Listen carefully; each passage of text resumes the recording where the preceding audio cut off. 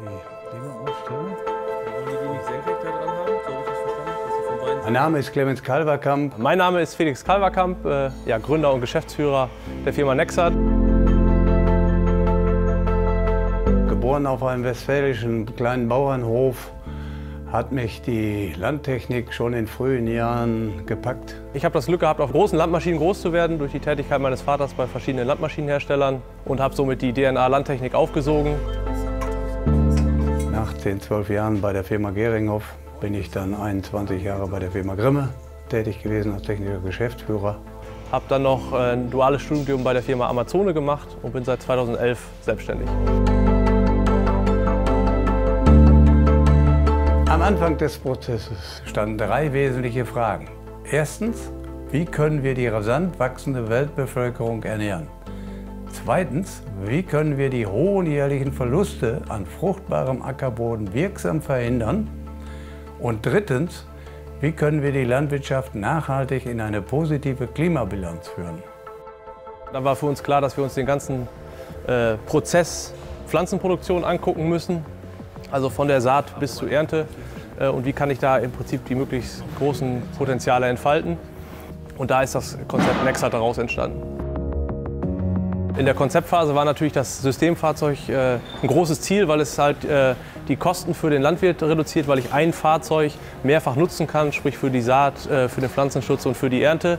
Und die ökonomischen Vorteile und die ackerbaulichen liegen aufgrund der geringeren Spuranteile deutlich bei der größeren Technik.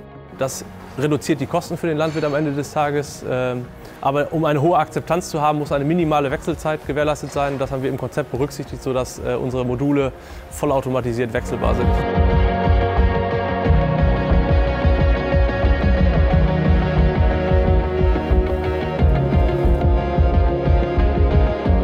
Eine weitere wesentliche Frage in der Konzeptphase war natürlich die Größe des Systems mit dem Ziel, dass der Großteil des Ackerbodens nie wieder überfahren und verdichtet wird.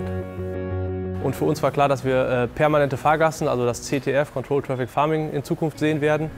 Und dann gibt es dieses Fahrwerkskonzept Widespan, was seit über 100 Jahren bekannt ist, schon mal von Australiern erfunden wurde und auch von dem David Dowler in den 80er Jahren schon mal umgesetzt wurde, was einfach den minimalen Spuranteil ermöglicht.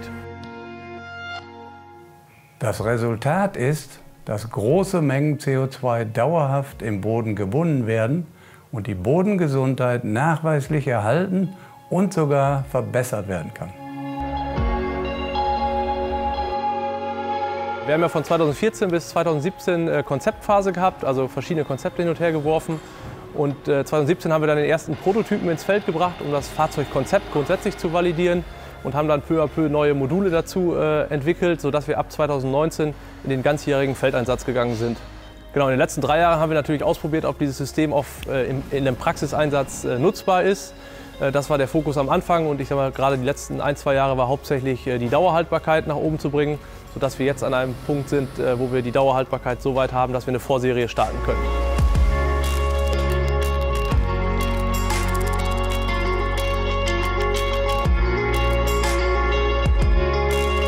Wir werden dieses Jahr 5 bis 10 Maschinen bauen und wollen die weltweit an verschiedenen Orten einsetzen, um auch die Erfahrung von weltweit unterschiedlichen Bedingungen zu sammeln. Wir haben uns sicherlich die letzten Jahre ziemlich bedeckt gehalten mit unserem Konzept, um einen gewissen Vorsprung auch vom Wettbewerb zu haben. Wir sind natürlich absolut geflasht von dem Feedback, was wir seit dem Going Public im Dezember bekommen haben, ja, und freuen uns jetzt wirklich, das ganze Konzept in die Welt zu bringen.